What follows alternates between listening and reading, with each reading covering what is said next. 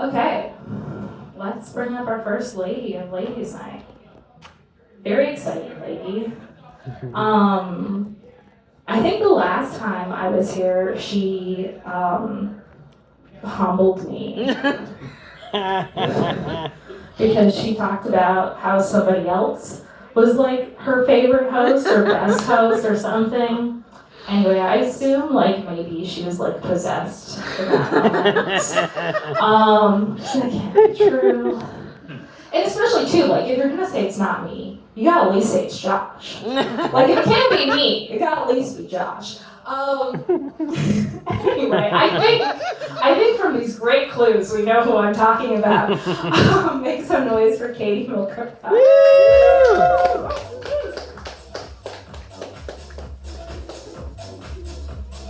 I said someone else had the best intro, not that they were the best host. Okay. But still, that was better than that intro I just gave. Oh, that was a beautiful intro. That was the best intro ever. Oh, you know what's really great about this light? I can't see most of you. So as you can see that I brought my partner with me today, and he does all the laughing for me. So everyone knows when I finish the joke. Relax. It's very useful. I want to start with something really positive. My parents got divorced. Yeah. It was actually one of the best things they ever did for me. It was great. It got me at Dover. But when my parents got divorced, my dad moved as far away from my mother as possible while still staying in Canada. So he's in northern BC. So very far away. But I'm first generation Newfoundlander. And with a name like Vauquerca, people very often know who the rest of my family is. And when I was growing up, my dad had a business, so I was Vash's daughter. Because everyone was like, oh, you're Vash's daughter, you're Vash's daughter. Then, of course, there was the divorce, so I became Rosemary's daughter. Or my sibling's sister. On one very sad occasion, I was considered my sibling's brother. But here's the thing, we both had long hair. So he had long hair and I had long hair, so everyone assumed that I was a guy too, right?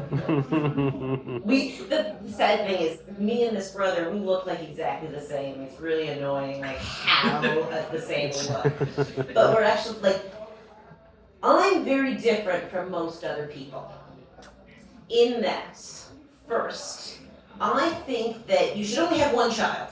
If you're gonna have any children, just do one.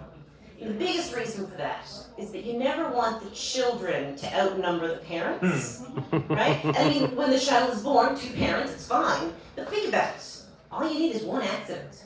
And they have you're the same number as them. That's no good. You want to outnumber the kids. You never want to be the same number as the kids. So I believe that you shouldn't have too many kids. I also believe that you should have more than one partner. What do you think about it, right? If you look at the balance sheet, you would want to have more assets, not more liabilities. Why do people think one partner, a whole bunch of kids? That's just, it feels like it's not a good business model. Just saying. I don't have a lot in common with most of my siblings. The sibling that I have the most in common with is the sibling who moved to BC, close to my dad. So I'm kind of sad about that. The only other siblings I have in the province, I don't talk to. And just so you know, if you see the name Vauquerca, they're related to me. 100%. Like, if they're in Newfoundland and their last name is Vauquerca, we are blood relatives. And we're probably not speaking. Like me and that. My sister and I have a lot in common. We do speak, even though she's in BC. She's very different from my brothers, because there's four of us, right? There's myself and my sister, and then there were also two brothers that I have. And when I'm scrolling through Facebook, of course I'm friends with all of them on Facebook, because I'm a millennial. And one day I'm scrolling through and I see like free hangers. I love free hangers. Oh, if you've got hangers and you don't need them, I probably want them. I love hangers, especially color-coded. So I see this thing on Facebook, and it's for free hangers. And I'm super excited, and then I realize it's my sister and she's in BC, so I probably won't get those hangers. The next thing I scroll down to, in my algorithm, on my page, is a buyer beware with my brother's picture on it. That's how different my siblings are. Would you like some free hangers? Go buy a bed from him. So, yeah, we don't have a lot in common. And we're friends on Facebook, but I do have both of my brothers blocked, so I don't have to listen to them. It's my favorite thing. Hold on. I'm trying to think of the third thing I want to talk about. It's gone. Oh well, I have a cat. I love talking about my cat. And the thing about my cat is, my cat loves to sleep on the bed with me. My cat is a cock block. Because my cat sleeps between me and my partner. So we're like, ooh, we're gonna get frisky tonight, and there's a cat there. And she's a kitten, so you know. She's got this really weird opinion of my partner, and I think it's because she's seen what he's done to me. She's like, what is he doing?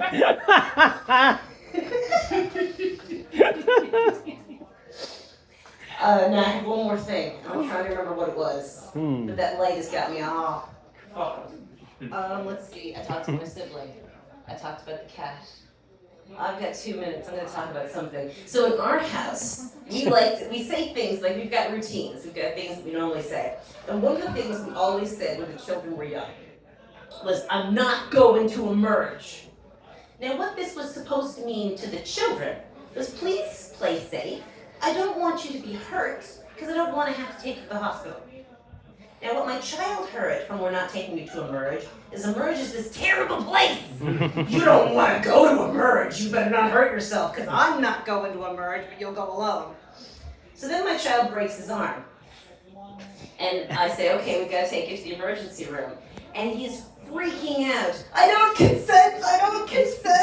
So now I've got to explain to him why he's not allowed to take away consent for you're a minor. I have to take you to the hospital. You can't, even if you don't consent, the police will consider this as a consent thing.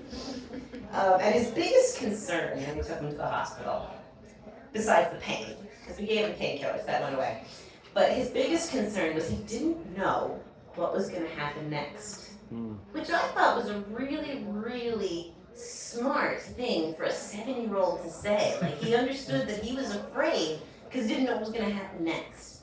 And I thought it was really wonderful. All of the doctors at the Janeway were great. They told him all of the things they were going to do, minus the fact that they were going to have to re-break his arm and put it back in place. And the one time that I've lied to my child, because he said, don't leave me. And they wouldn't let me come into the room when they're replacing it. So I was like, oh yes, I'll definitely be there. And they break his arm. And they don't let the parents come in because they're like, that's not a memory you want to have. But what's really funny is maybe 20 minutes later, I was hearing the doctors talking about it. Oh yeah, this is great. Everyone's supposed to have this memory. Don't talk about it around. Thank you so much. That's been my